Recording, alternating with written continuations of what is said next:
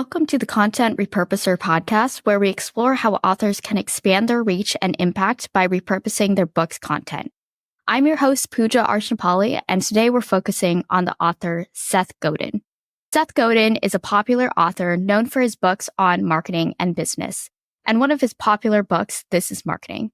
Well, at least that's the book that I know him for. But after going through his work, he has created a career in publishing a lot of books, but also has expanded his offers into multiple streams of income.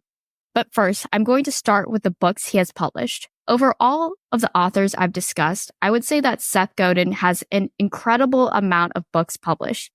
On his website, it says that he has 21 bestsellers that is translated into 39 different languages. And I think this is an important statement to focus on, especially if you are based in the United States. It can feel like the United States is the only demographic that you can target because most of the books in the United States are written in English. But there could be a possibility to expand your audience and find people who can help you translate the book. So if you have a book that is written well and is valuable to an audience, you can also attract a global audience through that. The next thing is that he has 21 bestsellers. I think for most of us, having just one bestseller can be a huge accomplishment. But the fact that he has 21 bestsellers means that he has a loyal following. And if he published a new book, it can be guaranteed that it's going to perform well. Regardless if you are traditionally published or self-published, building a strong author platform is a huge important piece for marketing your book. Even though it is tedious and a lot of work, it is a crucial step. I will not go over all the books, but I will cover the most popular books he is known for. So the first book he has written is Permission Marketing, and this was published in 1999. Permission marketing is about gaining customers' consent before marketing to them. It contrasted the traditional interruption marketing and replaced it with a more respectful approach. And this book was named one of the Fortune's best business books. The next book he has written is All Marketers Are Liars, published in 2005. And All Marketers Are Liars focuses on storytelling to create meaningful connections with their audiences, emphasizing authenticity. So you can tell from Permission Marketing, it's just focusing on how people should not market to people. And then All Marketers Are Liars focuses on how people should market to people. And this book hit the New York Times bestseller. The next book is The Dip, and this was published in 2007. The Dip explains how to persevere through challenges and when to quit projects when they're not worth pursuing, helping readers to discern between temporary setbacks and dead ends. And this also hit the New York Best Times seller.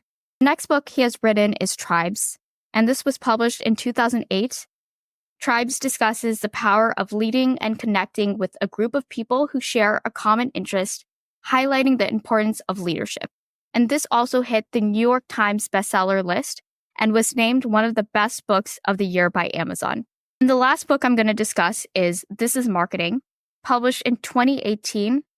And this book focuses on insights into modern marketing practices, emphasizing the importance of building trust, empathy, and meaningful connections with audiences.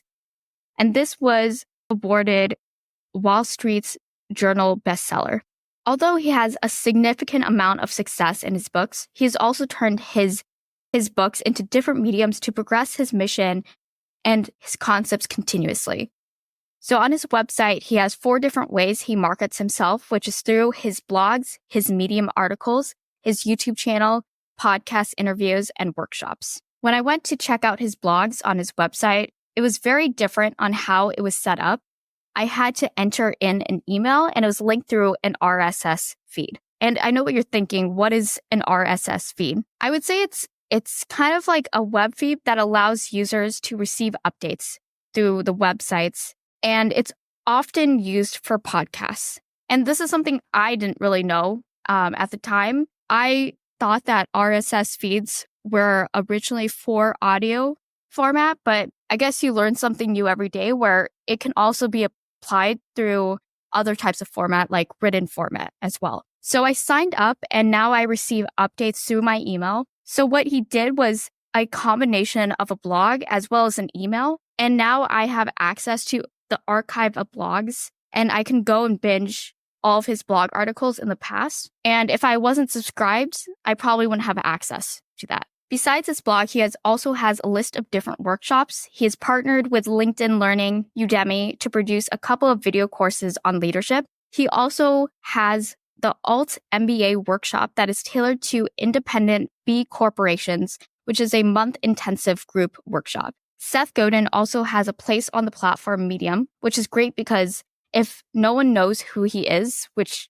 is kind of hard at this point, especially at this point in his career, but if someone doesn't know who he is, they can find him on a place that is built for writers. It provides him a place where he can extend his reach to a new audience. On his website, he also has a section where you can check out his YouTube channel. And my initial assumption was he has his own YouTube channel where he posts regularly.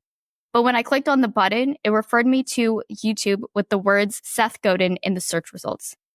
And that's kind of a subtle flex. The fact that you can just write your name and you have hundreds of videos where you have aired or collaborated with. So the fact that you can just type in Seth Godin on YouTube or Google and all of his links are showing up means that he's very searchable and he has a huge platform. And the last thing I want to highlight is his podcast called Akimbo with over 200 episodes you can binge from.